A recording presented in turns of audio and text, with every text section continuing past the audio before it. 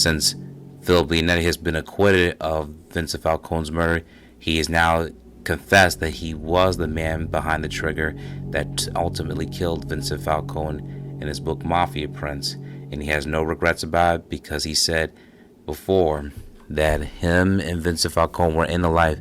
It was either killed or be killed, and he has not regretted this to this day.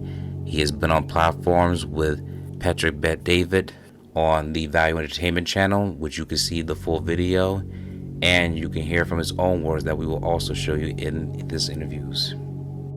I figure I'm doing the right thing for the family. He's talking about my uncle, he's cursing him, saying he's crazy, he's not doing the right thing. So this is what we do. This is what we are. We're killers. I mean, especially with my uncle. So you shoot him once, and then what happened? Shot him once, he fell down, my uncle said shoot him again. He tested, he wanted to see if he heard a heartbeat.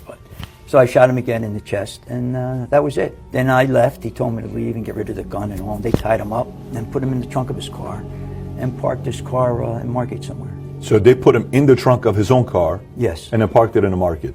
Yeah. Now, at that time when you're doing this, are you worried about fingerprints? Are you wearing gloves? Is there anything? Oh, yeah, we had gloves. We cleaned up the blood, which you really can't clean up blood, but, I mean, if they hit the black light, you'll see where blood was. But there was no evidence that we were there until Joe Salerno testified against us.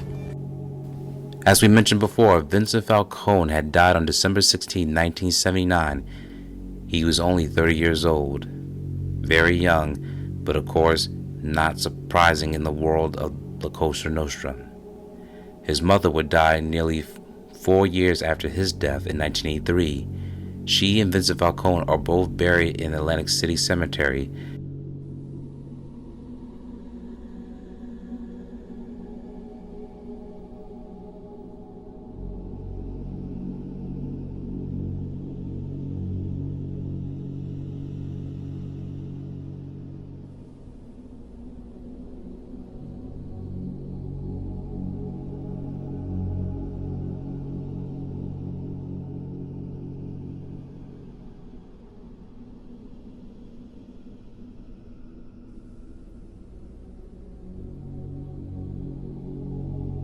Maria, Vincent Falcone's mistress, had later started dating Leonetti a few years later, and eventually they have gotten married and started a family. Of course, many people may wonder, how could she have married someone like this? Did she immediately have intentions on being with Philip Leonetti? According to Philip Leonetti, he said their relationship did not just start overnight.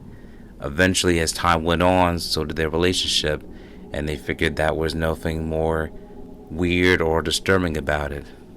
Now, of course, many will question their motives even to this day. In fact, some people also believe that she was Vincent Falcone's wife, but she was only his mistress, just to have a full disclosure. Here is another ironic story. Vincent Falcone's killer, Philip Leonetti's mother and his grandparents are buried at the same cemetery where Vincent Falcone is.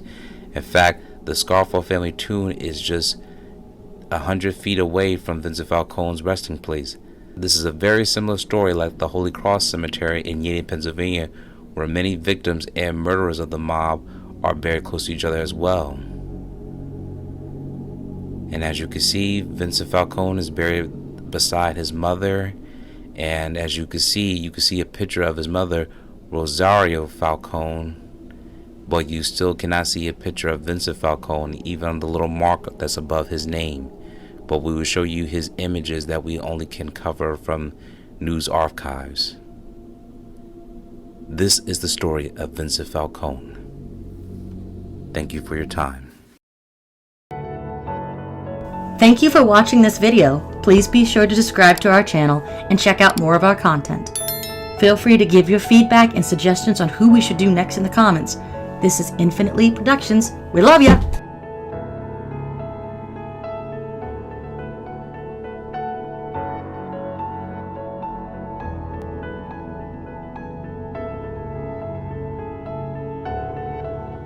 Thank you for watching this video. Please subscribe to our channel and check out more of our content. Feel free to give your feedback and suggestions on what we should do next in the comments. This is Infinite Lead Productions. We love ya!